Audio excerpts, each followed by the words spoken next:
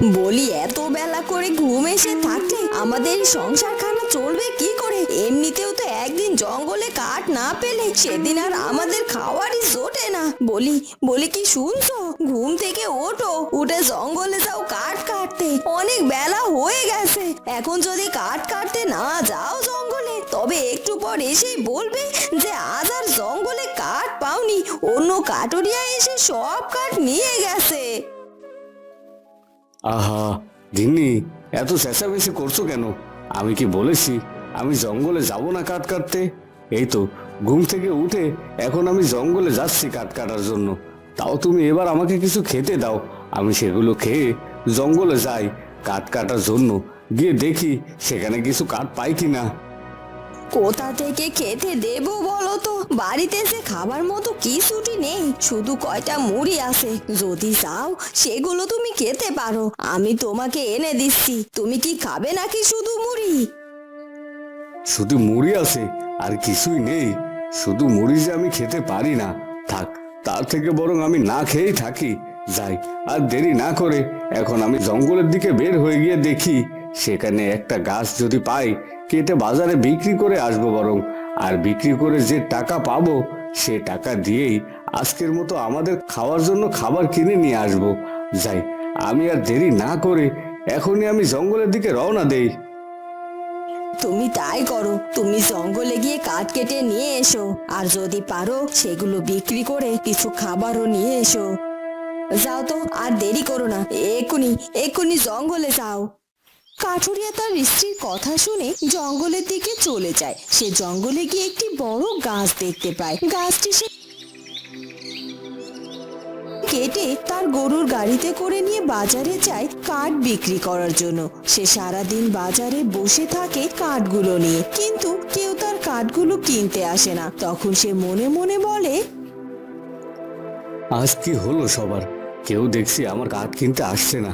এভাবে চলতে থাকলে তো আজ বাড়িতে খাবারের জন্য কিছুই কিনে নিয়ে যেতে পারবো না। কেউ একজন এলেও তো তার কাছে কাঠগুলো বিক্রি করে সেগুলো থেকে পাওয়া টাকা দিয়ে বাড়িতে কিছু খাবার কিনে নিয়ে যেতে পারতাম। কিন্তু এখন তো দেখছি আজ 1 টাকারও কাঠ আমি বিক্রি করতে পারলাম না। এখন বাড়িতে আমি কি খাওয়ার জন্য নিয়ে যাব? দেখি, আর একটু বসে দেখি, কেউ যদি আসে তাহলে তার কাছে এই কাঠগুলো বিক্রি করে বাড়িতে ফিরে যাব। তখনই একজন লোক আসে কাঠুরিয়ার কাছে।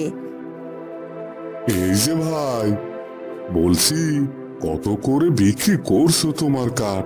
আমি কিছু কাঠ কিনতাম তোমার কাছ থেকে, তা কত করে বিক্রি করছো এই কাঠগুলো? আগে বাবু মশাই, এই সবগুলো কাঠ আমি 50 টাকায় বিক্রি করতে চাচ্ছি। এখন আপনি যদি নেন, আপনার জন্য আমি 40 টাকা নিতে পারি। 40 টাকা? সে তো এই কাঠগুলোর জন্য অনেক। আমি এত টাকা দিয়ে তোমার থেকে কাঠগুলো নিতে পারবো না। তুমি যদি এই সবগুলো কাঠ আমাকে 20 টাকায় দিতে পারো, তাহলে আমি তোমার থেকে এই কাঠগুলো কিনে নিতে পারি। এখন ভেবে দেখো, তুমি 20 টাকায় আমার কাছে কাঠগুলো বিক্রি করবে কিনা। যদি তুমি আমার কাছে 20 টাকায় কাঠগুলো বিক্রি করে দাও, তাহলে আমি তোমার সবগুলো কাঠ কিনে নিতে পারি। 20 টাকা? 20 টাকা তো একেবারে কম হয়ে যায় বাবু মশাই। আপনি আর 10 টাকা আমাকে ধরে দিবেন, আমি সবগুলো কাঠ আপনার বাড়িতে গিয়ে পৌঁছে দিয়ে আসবো। না না, আমি তোমাকে একটি টাকাও বেশি দিতে পারবো না।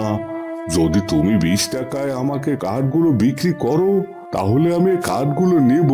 যদি তুমি 20 টাকায় এই কাঠগুলো আমার কাছে বিক্রি না করো, তাহলে আমি চলে যাচ্ছি। এমনিতেই তো আজ 1 টাকারও কাঠ বিক্রি করতে পারিনি। এখন এই লোকটি এসে আবার বলছে সে আমাকে এই সবগুলো কাঠের বদলে মাত্র 20 টাকা দিবে। এতে যে আমার পরিশ্রমের মূল্যটাও ওঠে না। আবার ওদিকে বাড়িতে খাওয়ার জন্য একটি দানাও নেই। এই কাঠগুলো বাড়িতে ফিরিয়ে নিয়ে যাওয়ার থেকে এই কাঠগুলো থেকে যে কয়টা টাকা আসে তাই ভালো। আমি 20 টাকাতেই তাকে কাঠগুলো বিক্রি করে দেই। আজকের মতো তো খাবার খাওয়ার জন্য কিছু টাকা পেয়ে যাব। হ্যাঁ হ্যাঁ, আমি বরং তাই করি। আমি এই কাঠগুলো তাকে দিয়ে দেই। কাঠগুলো বাড়িতে ফিরিয়ে নিয়ে গিয়ে রাখার চেয়ে বিক্রি করে দেওয়াটাই ভালো। আচ্ছা বাবু মশাই, তাহলে আপনি কাঠগুলো নিয়ে নিন আর আমাকে 20 টাকা দিয়ে দিন। লোকটি কাঠুরিয়াকে 20 টাকা দিয়ে দেয় আর কাঠুরিয়া সেই 20 টাকা নিয়ে দোকান থেকে কিছু আটা ও চিনি কিনে নিয়ে বাড়িতে ফিরে যায়। বাড়িতে ফিরে গিয়ে সে তার গিন্নিকে বলে, গিন্নি, ও গিন্নি, গিন্নি, এই যে নাও, আজকের মতো শুধু এটুকুই আনতে পেরেছি। আজ অনেক কষ্ট করে একটা বড় গাছ কেটেছিলাম, কিন্তু বাজারে গিয়ে সকাল থেকে এখন অবধি বসে থেকেও একটি খরিদ্দার পাইনি। কিছুক্ষণ আগে একজন লোক এসে কাঠগুলোকে কিনে নেয়, তাও আবার অর্ধেক দামে। তুমি আজকের মতো এই আটা ও চিনি দিয়ে চালিয়ে নাও, কালকে দেখি আবার কি করা যায়। এইটুকু আটা আর চিনি দিয়ে আমি কিভাবে চালিয়ে নেব? এই আটা দিয়ে তো একবারও খাওয়া হয় না ঠিকভাবে, সারা দিনও তো পার করতে হবে, রাতেই তো ঠিক করে খেতে পারবো না এগুলো দিয়ে। গরিব হয়ে জন্মেছি গো গিন্নি, এখন 2-1 বেলা তো না খেয়ে থাকতেই হবে, কিছুই করার নেই। কেন যে গরিব হয়ে জন্মেছিলাম তা উপরওয়ালাই জানে। সে যাই হোক, আজকের মতো যা হবে তা দিয়ে খেয়ে নিতে হবে, এতে তো আর আমার কোনো হাত নেই। আমি তো আমার সাধ্য অনুযায়ী চেষ্টা করেছি, এখন যদি ভরপেট না খেতে পারি তাহলে আর কি করার।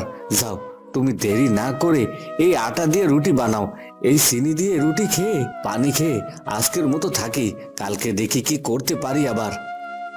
কাঠুরিয়ার গিন্নি কাঠুরিয়ার কথা শুনে সেখান থেকে চলে যায় আর রাতে দুজনের জন্য খাবার প্রস্তুত করে এবং খাবার সময় কাঠুরিয়া গিন্নি বলে, এভাবে আর কদিন চলবে বলো তো?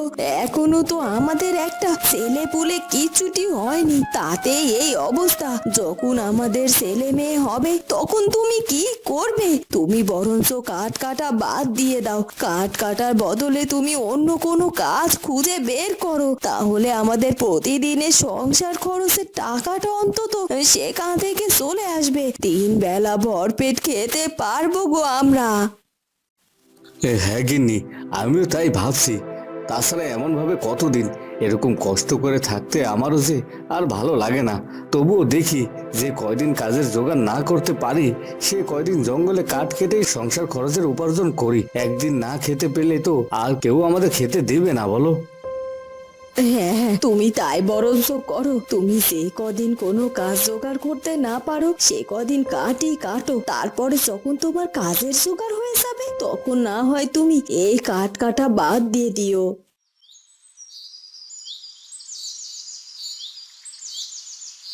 পরদিন সকালবেলা কাঠুরিয়া কাঠ কাটার জন্য আবার জঙ্গলে যায়। জঙ্গলে গিয়ে আজ আর একটিও ভালো গাছও দেখতে পায় না, তাই সে হতাশ হয়ে জঙ্গলের ভেতরে থাকা একটি গাছের নিচে মন খারাপ করে বসে থাকে আর মনে মনে সে বলতে থাকে, হে উপরওয়ালা, তুমি আমার কি পরীক্ষা নিচ্ছ?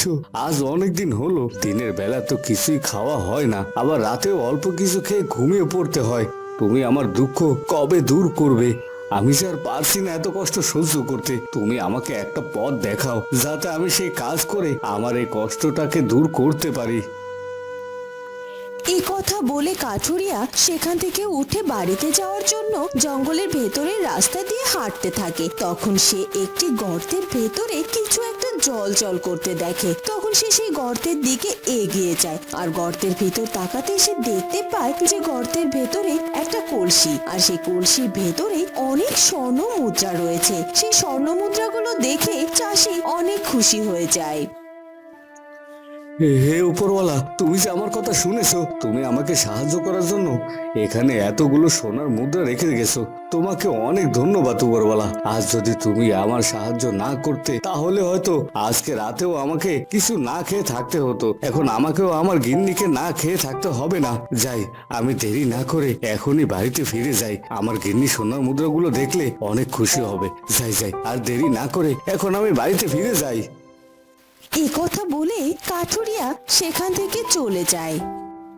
গিন্নি, ও গিন্নি, কোথায় গেলে তুমি? শিগগিরই এদিকে এসো। এই যে দেখো আমি কি পেয়েছি, এই যে উপরওয়ালার দেওয়া উপহার। উপরওয়ালা যে আমাদের কথা শুনেছে গো। কাঠুরিয়ার কথা শুনে তার গিন্নি ঘরের ভেতর থেকে বাইরে বেরিয়ে আসে। কি হয়েছে? কি এত ডাকাডাকি কেন করছো? কি এমন পেয়েছো যার জন্য তুমি এত খুশি হয়েছো? কি পাইনি তাই বলো, উপরওয়ালা যে আমাদের কথা শুনেছে গিন্নি। তিনি আমাদের সাহায্য করার জন্য সোনায় মুদ্রায় ভরা কলস রেখে গিয়েছেন আমাদের জন্য। এই যে দেখো, এই কলস ভর্তি স্বর্ণের মোহর। ও মা, কি বলছো কি? তুমি কি সত্যি সোনার মুদ্রা ভরা কলস পেয়েছো? হ্যাঁ হ্যাঁ, তার বলছি কি, উপরওয়ালা যে আমাদের মুখে তাকিয়েছেন। এখন আর আমাদের কোনো কষ্ট থাকবে না গিন্নি। এই সোনার মুদ্রাগুলো বিক্রি করতে পারলে আমরা অনেক টাকা পাবো, যে টাকা দিয়ে আমরা অনেক বড়লোক হয়ে যাব। আমাদের আর কোনো কষ্ট দুঃখ থাকবে না। আমি যদি কাঠ কাটার জন্য জঙ্গলে নাও যাই, তাহলে আমাদের সংসার চালানোর জন্য টাকার প্রয়োজন পড়বে না। এই যে উপরওয়ালার আশীর্বাদ, তা না হলে কি আমি এই কলস ভর্তি স্বর্ণের মুদ্রা পেতাম? তাহলে তুমি আর একটু দেরি না করে এক্ষুনি সোনার মুদ্রাগুলো বাজারে নিয়ে গিয়ে বিক্রি করে এসো।